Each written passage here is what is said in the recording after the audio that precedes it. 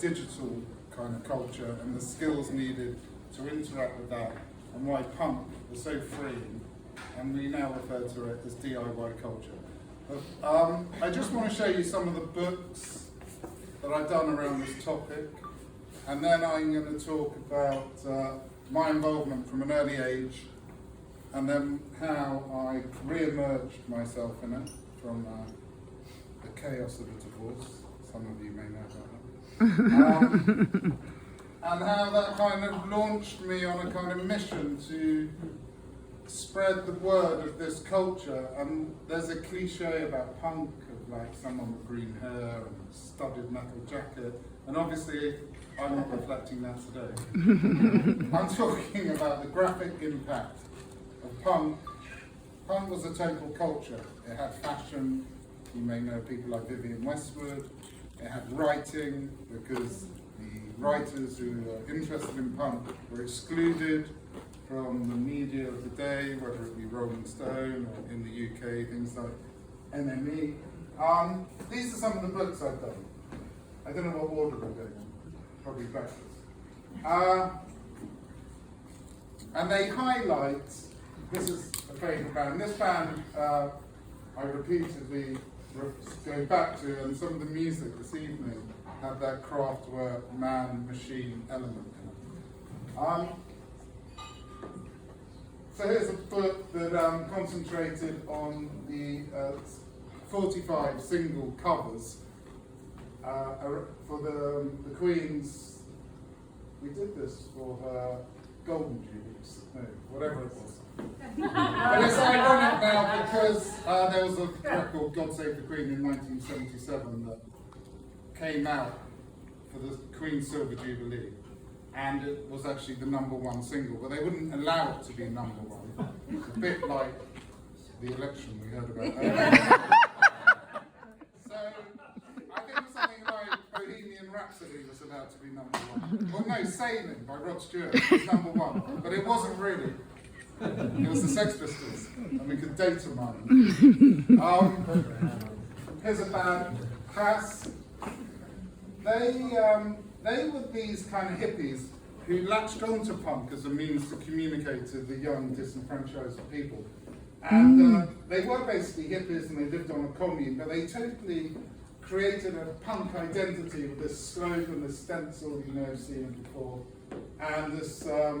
They created something called a narco-punk that actually came over to the States in the sort of mid-80s, bands like Subhumans and stuff.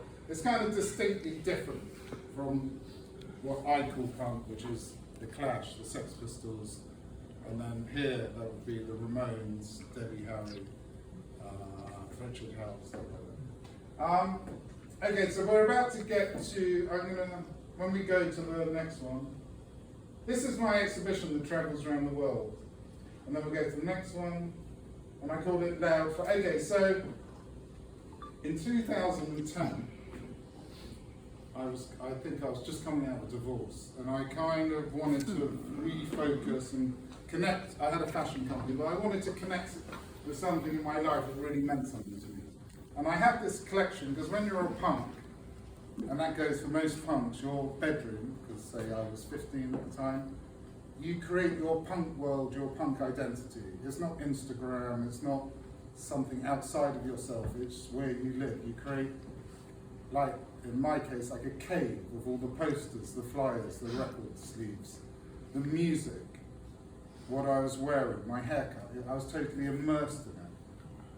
The thing that people forget, it was very creative. You had to make all that stuff. You didn't purchase it.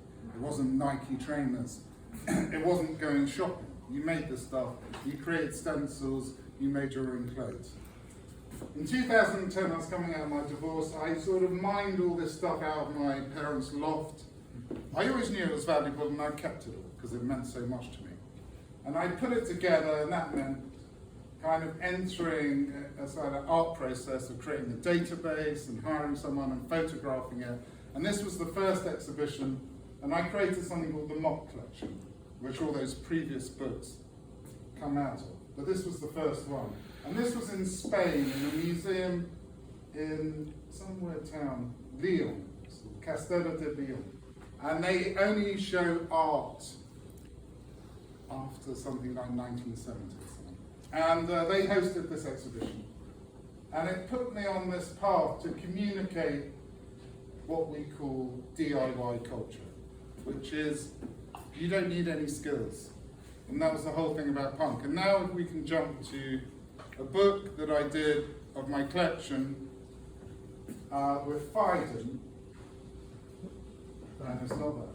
It has nothing to do with using a computer, apart from creating the book now, and photographing everything. But none of the artwork you're going to see it's oh so pretty. So this is a large book, and we're just going to scroll through it, and I'll talk about what it is that I find attractive about punk, and I want to communicate and take away or get away from the cliched image, which is a theatrical punk, we call it, because they didn't actually exist. They only exist in movies, that kind of green hair, leather jacket. What punk is really about is what we're going to scroll through here. Now, I concentrate, although she's American, that's Patti Smith.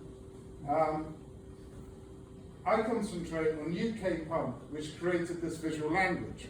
You've got to remember at the time, 1976, you had rock and roll was packaged. You know, there were bands like Cream, supergroups. Record companies were making tons of money. And you had to break in and be accepted and conform in some way.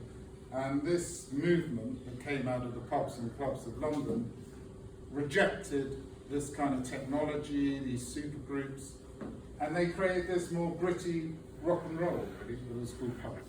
And along with it, they created this visual language, which we call cut and paste.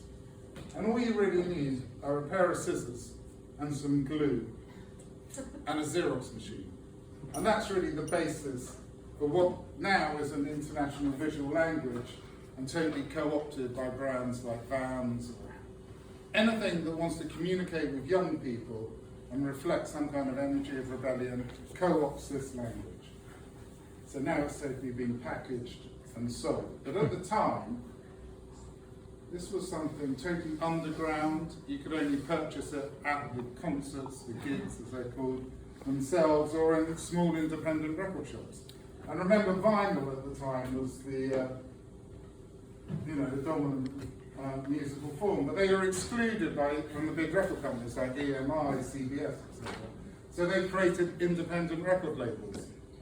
And there are some parallels with today's kind of blogging or people online releasing their own music, but with this you didn't really have to have a big grasp on technology.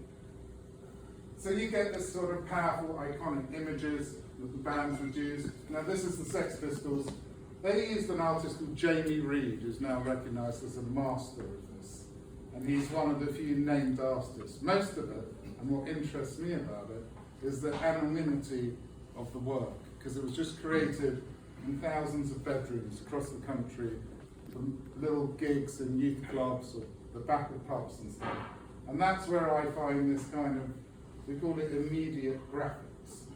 There isn't any subtlety, you're just trying to say what it is. You can almost hear the music by looking at the back.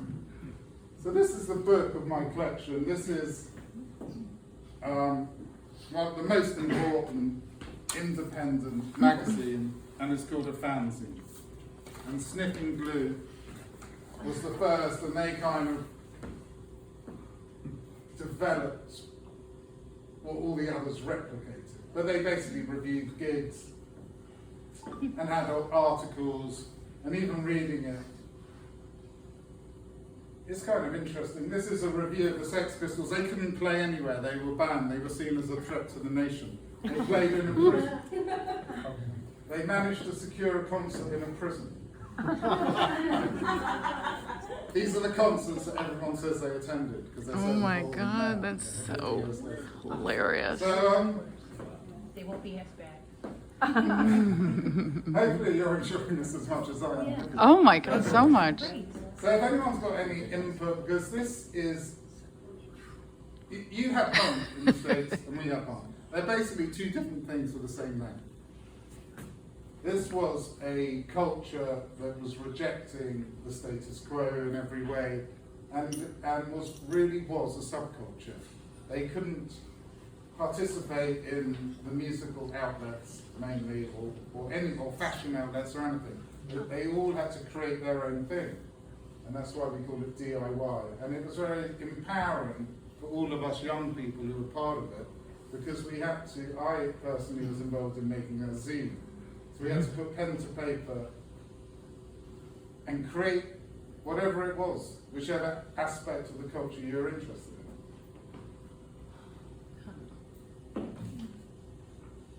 So now I want to get through this, and then I want to get into, this was like from the age of very young. I grew up in central London, in a middle class home, but it was pretty dysfunctional, and we were feral pretty much. It was going out every night. And it wasn't about drugs. We took speed, which is, you can't even compare it to cocaine. It's just cheap and nasty.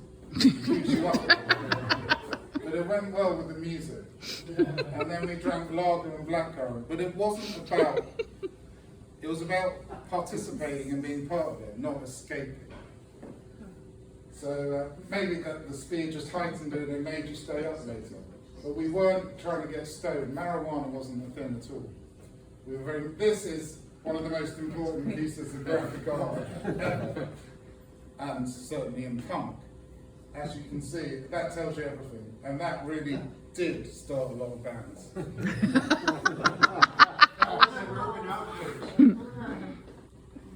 Urban Outfitters. It's a disgrace. So this is where it came from, and this is what these kids connected with. And they were rejecting Britain's even now it's pretty straight-laced.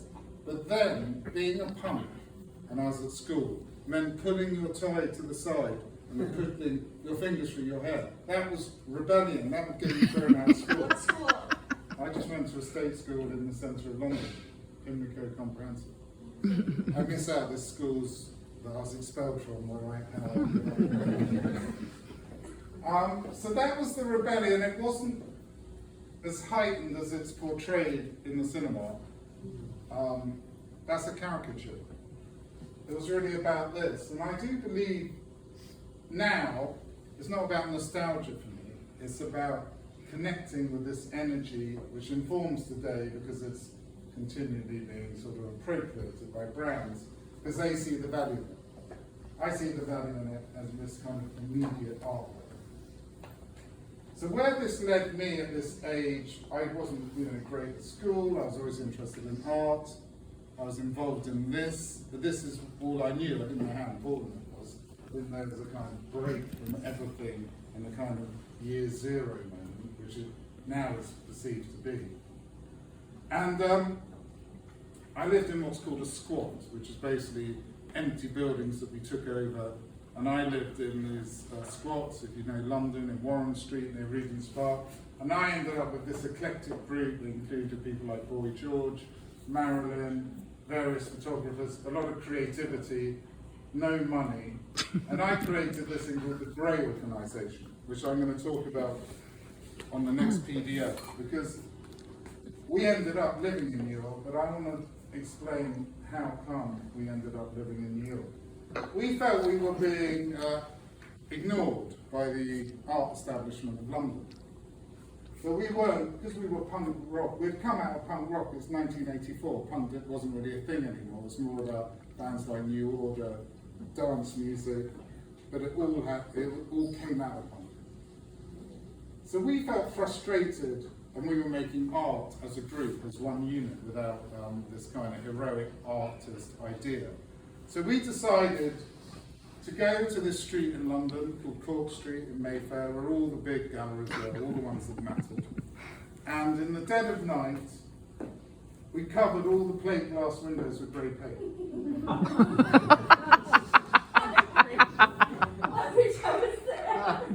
Here's some of the material that we created, because we publicised the fact we did it. We read the press release. That's where I live. great organisation with The consequences, it wasn't seen as a joke, we didn't know this. The top floor of Court Street in Mayfair were the offices of the security services, MI5. Oh! They were outraged. They didn't see it really as artistic prank. We were all arrested by the serious crime squad. But we had a photographer there who documented it. There's now going to be a major exhibition in London in January at the James Mayer Gallery on Court Street, here. He's now hosting the exhibition, however many years later. That's James Mayer. He's now become my friend. He tells me how much he liked it when he heard about it in the morning. But that wasn't what I was told at the time. It's the greatest thing that ever happened, and how proud he was to be a victim. So, anyway, we then were, Britain was still this straight-laced place. It was Margaret Thatcher's era. And we dressed in this uniform way, you'll see. We parodied like yuppie and Soviet culture.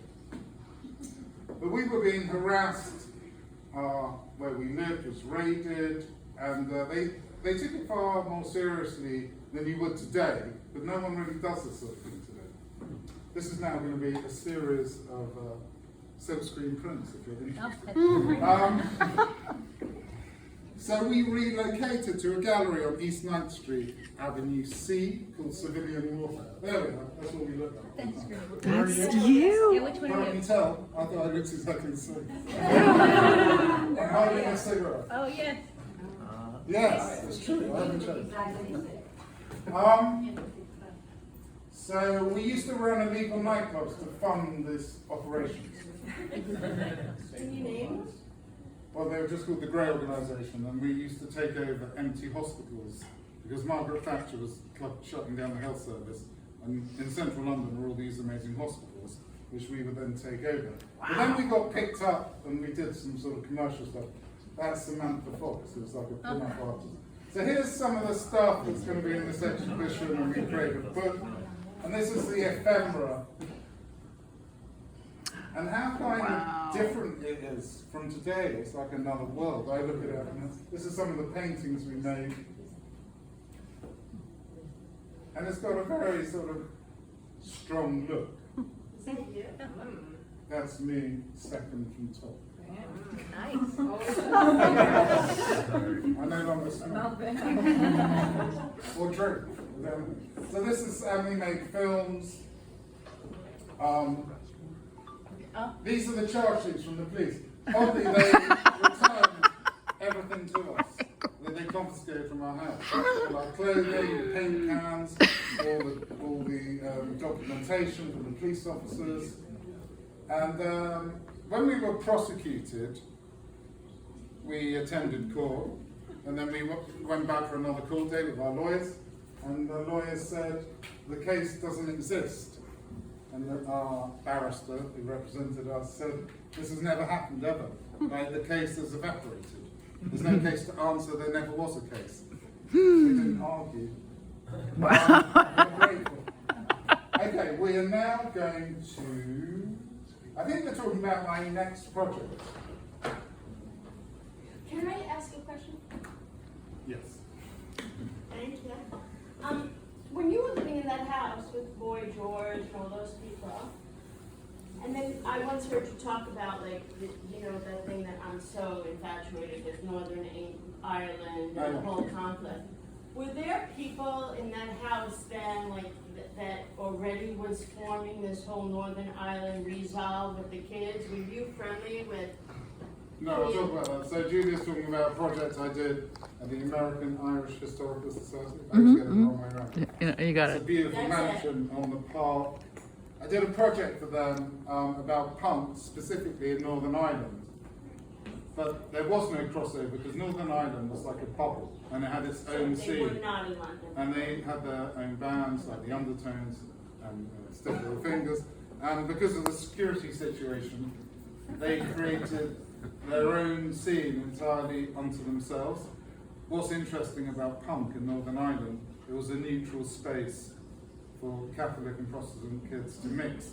So yet again, this sort of cliche of punk being aggressive or whatever, it was actually one of the safe spaces where they could mix and they didn't care about their sectarian stuff. I love that. Yeah, and then also, most of the punk music out of Northern Ireland doesn't reflect the bombings. It's the opposite. If you know Teenage Cakes by The Undertones, one of the greatest punk songs ever. It's really a pop song, a feel-good, very fast pop song. It's only bands like The Clash, who are like upper middle class, trying to be like on the street, who were writing about conflict, but they never suffered because they went to exclusive schools. This is more of the organisation stuff. Hey, this is the bit where we're living in New York. New York's very different then. I lived, weirdly, I lived on Mercer Street at the beginning, where there was called the Museum of Philosophy, if any of you remember that, 9 Mercer Street. Then I had a loft on Center Street opposite the police building. Then we did shows in San Francisco. This is San Francisco.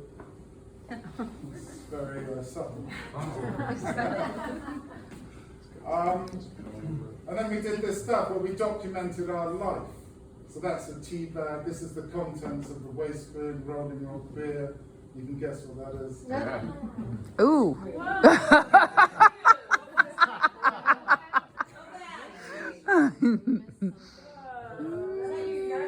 Yeah, I think it's called 12 Days of Piss. Hydrate, sir.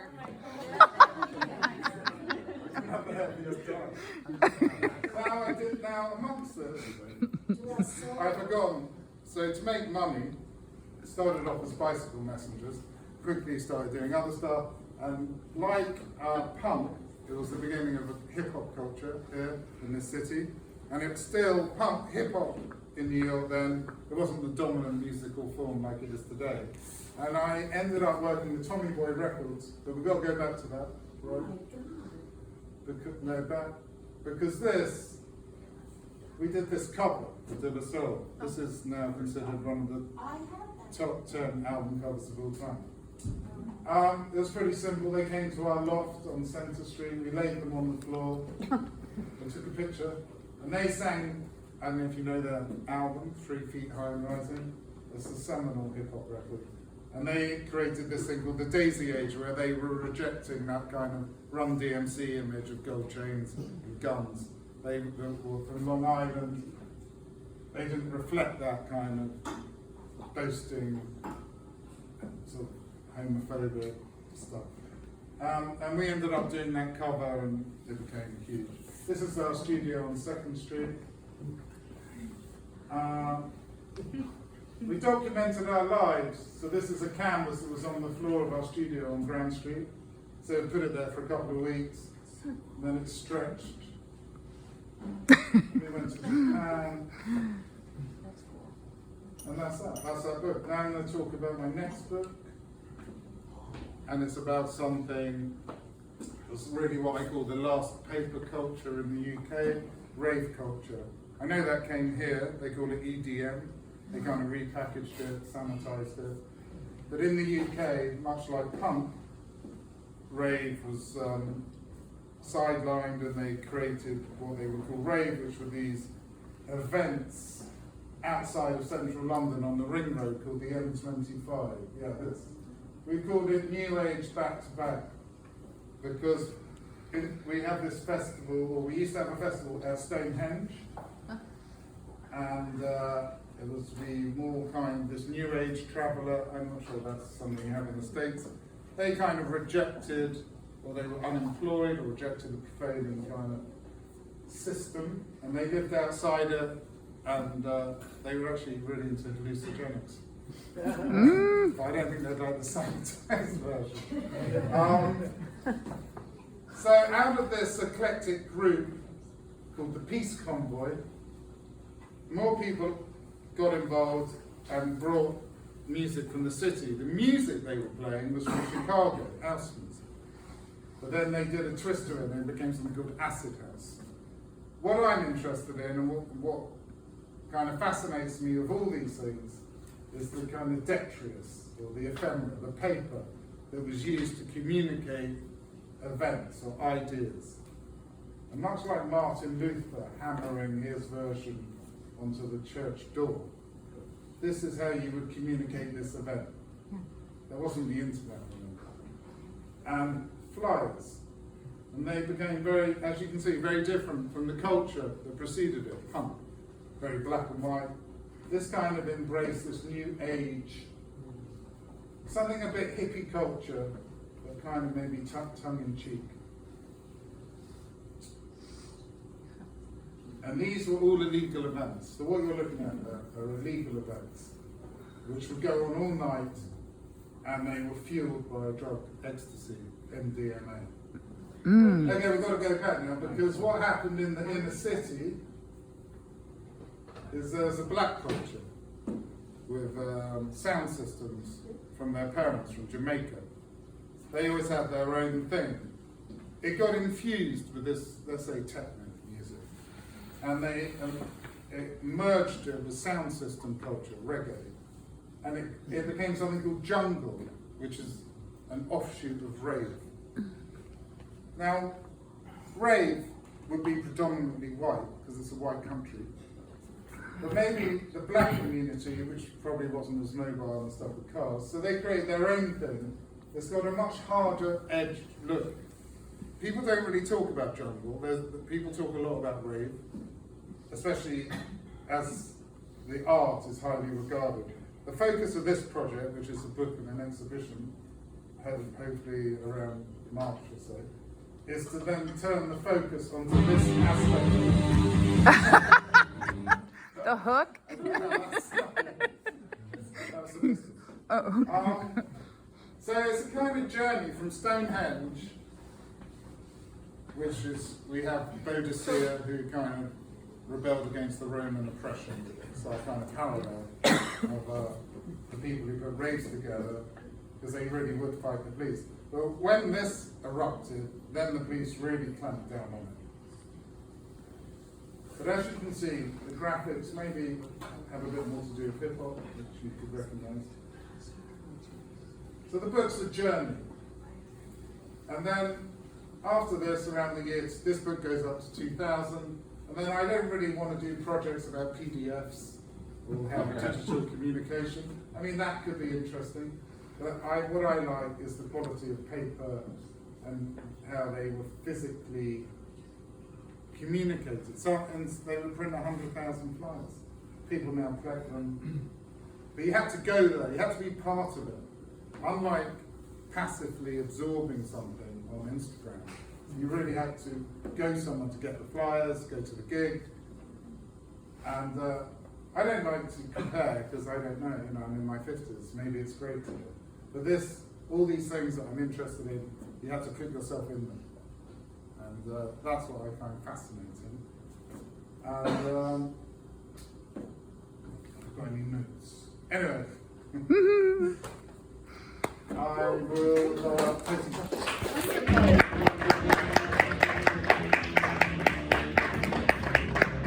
US and UK punk were different. Huh? US and UK punk are different. Oh, yes, this is a big And I question. want you to be completely honest with me, we're not American. Can you answer that question? Thank you. Well, you know what Johnny Rotten, John Lydon says? He says American punk were just some demented poets. He says, Demented poet? yeah, he says people like Richard Hell and Patti Smith were just some demented poets. But I think it's two separate things with the same name. Wait, did you say poets or perverts? Poets. Oh, But how do you really see the difference? Like, what would you say the difference is? Well, the UK punk was a total culture in every aspect you were immersed in it. Whereas I think here, it was a form of music. The CBGBs. Yeah. The UK punk was much more than that. But you don't think American punk was a culture too? Culture, it didn't have the political aspect. Or the sort of, show it to me again. Let me see it again. It's hilarious. I'm okay with there being a difference, but I have to say there's gotta be a difference. Exactly, American punk went exactly. on much longer. To me, punk was over by 1980. A lot of 1980, there was definitely. Oh, Yeah. wow. Most people would say punk was 76 to 77. But in the States, it went on. You've got Black Flag, and it goes on for It's like 2 Fugazi. years. I don't consider that punk. I'm not interested. Okay. That's about how long Jungle lasts. Yeah, it is DIY. Hardcore, American hardcore. War records, ROAR. Yeah, all that. Cassette only. Yeah. No, I like that culture, but it's, you know, within punk, there's What years were you in New York? 85 to 92. The good years. Was Save, there a club called Orange? Like one of these clubs where you had to know where it was? I went to Save the Records. I went to Palladium area. Palladium, yeah. Oh my God, area. I went to. Oh my God. The Saint? We're not here for euphoric recall. Anything else? Oh, yes. How much did the novel Trainspotting and the subsequent movie was influenced by this aesthetic? Did you say Trainspotting? Yes. Yeah, but this is all after the event. Yeah, how much was it influenced by the aesthetic? Yeah, I think Danny Boyle. I mean, he's doing this thing about the Pistols, right? This series on Steve Jones' book. I think he understands it. He knows it was this kind of working class culture. When is the new book coming out? This Rave book should be out February, March, and I'm doing it in conjunction with Dashwood Books downtown. Well, so did it make a difference? Did the punk moment make a difference in Yes. some way? How? But it made a difference to a lot of people who participated. Right. It empowered them. And in an odd way, Thatcherism is about sort of libertarian values, making your own life and world. And punk reflects that as well, but coming from a different place. So yeah, it made a difference. And then it's made a difference to all our culture, because it's informed these kind of packaging of rebellion, which is they use punk as a basis. Two-part question, so sorry if that's a tad annoying. How important was having a strong mainstream to kind of push back against? How important was that to the creative process? The second part is, as the mainstream has become more and more accepting, how has that impacted the creative process? Yeah. Well, it's very important. And in fact, the fact that it was so rigid and controlled, and the record companies and the music press had such a grip on what they were pumping out, and a movement outside of that, a subculture, could really thrive. And maybe today, in some way, there's no thrill. Everything's accepted. You know, it's not like the Grey Organisation. What we did, we were, hounded. But now you'd be encouraged to do things. I don't know what you do now to get noticed when you've got brands like Supreme or something that embrace this. It is the mainstream. Almost conforming, isn't it? No. This is the other time. Yes, I love this. So this came out of a war-torn city. They're not singing about bombs. They're singing about getting laid. When people think of punk, I think they typically think of like a form of rock and roll, but you connected it to techno, house, jungle, EDM. Yeah. So do you feel like it's more rock, or do you feel that it's more in the electronic Punk. genre? Yeah, punk. So punk is the stripped down rock and roll. But you implied that it But has it's a subculture, influenced so it all does of connect. electronic music today. It connects with things like house music, because that was a subculture in Chicago. Underground cultures. That's where it connects. That's its commonality. First of all, I just want to say, his comment, which led you to say anything goes now, so I just want, I feel like that's totally T.S. Eliot's tradition, and it is a dual talent essay, which is about how poets need something to rebel against. So what brings the two things really struck out to me what you're saying. Like, I love the DIY aesthetic of punk, but it's like, okay, so don't laugh, I'm a knitter, and people make fun of me. Like, oh, you make things? Like, you can just go buy this stuff, and you wouldn't have to spend all this time. And I feel like that's really changed from the punk DIY. And I was also curious about the political stuff, because you did have the Pistols, who were very anti-Thatcher, but now you have Johnny Rotten, who's basically a right-winger, right? So, like, how did that happen? It's got old.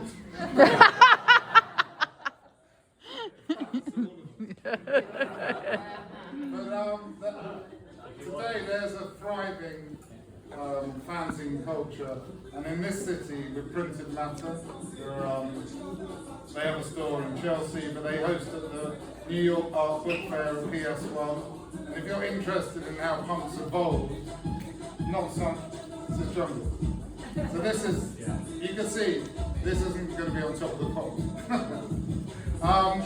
Printed Matter Fair really shows today's DIY culture, which isn't about looking like the stuff we looked at. It's a new take on it, and whatever kids are into.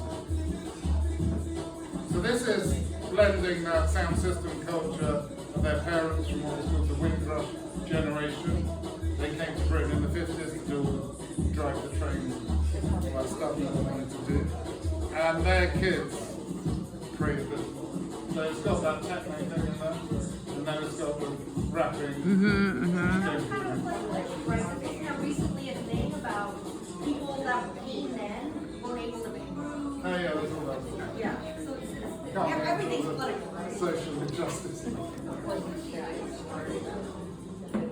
Well, my DIY stuff is trying to come here and talk to people and elevate it outside of kind of a CBGB environment. Like when I do my exhibitions, we don't co-opt that punk cut and paste graphics.